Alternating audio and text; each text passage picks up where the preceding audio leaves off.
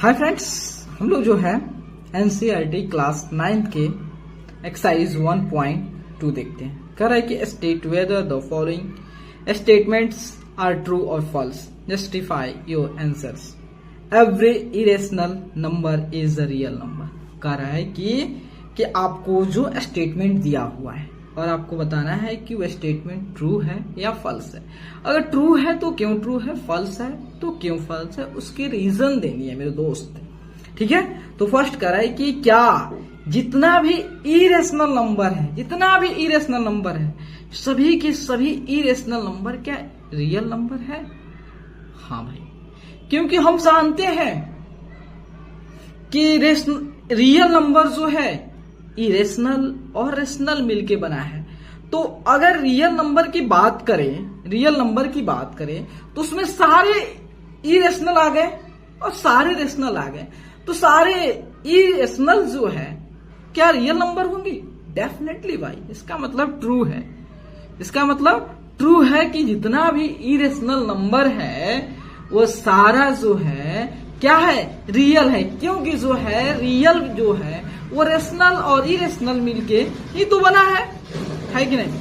अब उसके बाद कह रहा है कि every point on the number line is of the form root m where m is a natural number. कह रहे भाई, जब नंबर लाइन देखे होगे आपने तो नंबर लाइन पे जितने भी आपने नंबर को प्लॉट किए होगे तो क्या सभी नंबर्स को आप रूट एम के फॉर्म में रिप्रेजेंट कर सकते हो, जहां पे एम जो आपका नेचुरल नंबर है। भाई अगर पॉजिटिव मान लेते हैं तो अगर 2 है तो रूट 2 को दिखा सकते, 3 है तो रूट 3 से दिखा सकते, 4 है तो रूट 4 से दिखा सकते।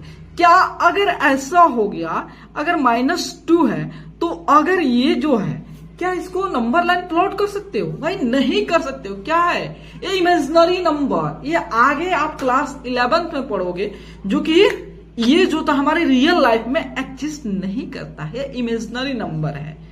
ठीक है, तो इसका मतलब है कि जितना भी हमारा रियल नंबर है सभी रियल नंबर को जोता है अगर रूट एम हो तो उसको जोता है नंबर लाइन पे प्लॉट नहीं कर सकते। इसका मतलब यह स्टेटमेंट जो है फॉल्स है। ठीक है, उसके बाद करा every real number is irrational. करे कि क्या सारे के सारे रियल नंबर इरेशनल है? भाई अभी आपको हमने बताया कि रियल नंबर जो है रेशनल एंड इरेशनल मिलके बना हुआ है। तो क्या सभी रियल नंबर इरेशनल होंगे? अरे भाई, क्या रेशनल तो इसमें तो आईवे नहीं किया, तो इसका मतलब ये फॉल्स है। सभी रियल नंबर इरेशनल थोड़े है। रेशनल एंड इरेशनल का कॉम्बिनेशन को हम रियल कहते हैं। तो यहां कह रहा है कि क्या सभी रियल नंबर इरेशनल है? नहीं बाबा, इसका मतलब ये फॉल्स है। ठीक है, समझ गया मेरी बात। क्वेश्चन 2, ठीक है, कह रहा है कि are the square roots of all positive integers irrational? कह रहा है क्या सभी पॉजिटिव इंटीजर्स का जो स्क्वायर रूट जो है क्या इरेशनल होंगे? इफ नॉट, यदि नहीं तो गिव एन एग्जाम्पल। तो एग्जाम्पल दो of square root of number that is rational. अगर देखो, अगर मान लो कोई भी पॉजिटिव इंटीजर है और आप उस पॉजिटिव इंटीजर का स्क्वायर रूट कर रहे हो, तो अगर वह इरेशनल नहीं है तो एग्जाम्पल दीजिए। है तो कोई बात ही नहीं है, तो ठीक है। तो मैं आप लोग को एग्जाम्पल देता हूं। मान लेता हूं अगर जो 2 लेता हूं, 2 क्या है हमारा पॉजिटिव इंटीजर, इसका स्क्वायर रूट लेता हूं, तो क्या ये रेशनल है? नहीं भाई, ये तो इरेशनल है। अगर 3 लेता हूं तो इसका स्क्वायर रूट लेता हूं, तो क्या ये रेशनल है? नहीं, अभी भी हमारा स्टेटमेंट जो होता है फॉलो हो रहा है। अगर 4 मैं लेता हूं और इसका स्क्वायर रूट लेता हूं और बस पॉजिटिव कंसिडर करता, नेगेटिव पे नहीं जाता हूं, तो इसका क्या हो गया? 2 आ गया। तो आप बताओ मेरे दोस्त, 2 क्या है? रेशनल है। यहां पे जो है कंडीशन क्या इसका ब्रेक हो रहा है? भाई हाँ भाई, कंडीशन इसका यहां पे तो ब्रेक हो ही रहा है कि सभी पॉजिटिव इंटीजर का अगर स्क्वायर रूट करोगे तो आपका इरेशनल आएगा ही नहीं। कौन कौन से पॉजिटिव इंटीजर का स्क्वायर रूट करोगे कि आपका इरेशनल मिलेगा? प्राइम नंबर का। अगर प्राइम नंबर का स्क्वायर रूट करोगे मेरे दोस्त तभी जाके इरेशनल आएगा, वरना नहीं आएगा। अगर किसी भी परफेक्ट स्क्वायर का अगर उसका स्क्वायर रूट करोगे तो डेफिनेटली आपको रेशनल मिलेगा। इसका मतलब जो है ये स्टेटमेंट जो होता है क्या है? ये स्टेटमेंट पहली बात है कि ये यहां पे लिखोगे नो, यहां पे लिखोगे नो, ऐसा नहीं है, क्योंकि आपने एग्जाम्पल यहां पे इसका दे दिया, समझा दिया अच्छा से। अब कह रहा है, हेलो दोस्तों, अब हम लोग चलते हैं थर्ड पे, ठीक है। तो यहां पे कह रहा है so how root 5 can be represented on the number line.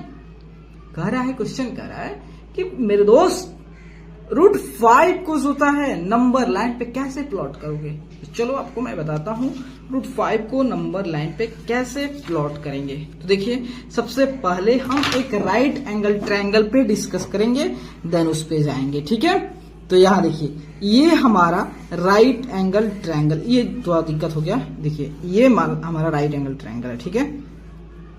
Suppose मान लेते हैं इसका डिस्टेंस 2 है और ये 1 है।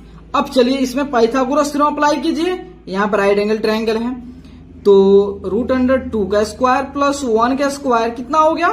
4 + 1 क्या हो गया? 5 हो गया। इसका मतलब √5, इसका मतलब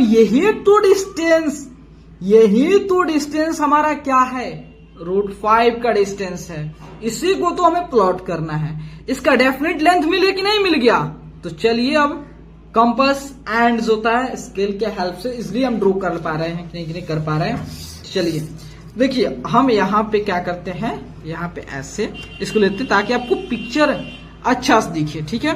तो यह देखिए, यहाँ पे क्या करते हैं, हम यहाँ से ड्रॉ कर देते हैं और यहाँ पॉइंट मार्क करते हैं 0, यहाँ 0 1 2 3, ठीक है। 3 काफी हो जाएगा, तो अच्छा सा फिगर दिखे ताकि देखिए, तो यहाँ पे ऐसे बना दे रहा हूं, ऐसे बना दे रहा हूं। तो यहाँ पे 0 हो गया, ये -1 हो गया, 1 हो गया, 2 हो गया, 3 हो गया, ठीक है। तो देखिए अब √5 हमें चाहिए। √5 तो हम क्या करेंगे, यहां से आएंगे 2, तो 1 2, अब इस पे बनाएंगे 1, ठीक है। 1 ड्रॉ कर लेते हैं, तो 1 यहां से परपेंडिकुलर ड्रॉ करेंगे क्योंकि पाइथागोरस थ्योरम्स का अप्लाई करेंगे। इसका मतलब ये डिस्टेंस जो है मेरे भाई, मेरे दोस्त, यही तो डिस्टेंस जो है क्या है? √5 का है। लेकिन ऐसे थोड़ा छोड़ेंगे, हमको इसको कहां प्लॉट करना है? नंबर लाइन पे, ठीक है। तो हम क्या करेंगे, स्केल लेंगे, कंपास लेंगे और इस डिस्टेंस को मेजर कर लेंगे। तो यहां पे मेजर कर लिया और इसको कट करेंगे। तो यहां पे जो पॉइंट मिला, ये पॉइंट जो है, ये मान लेते सपोज O है, O और ये पॉइंट जो P है, OP के जो डिस्टेंस है कितना हो जाएगा? √5 होगा, ठीक है मेरे दोस्त।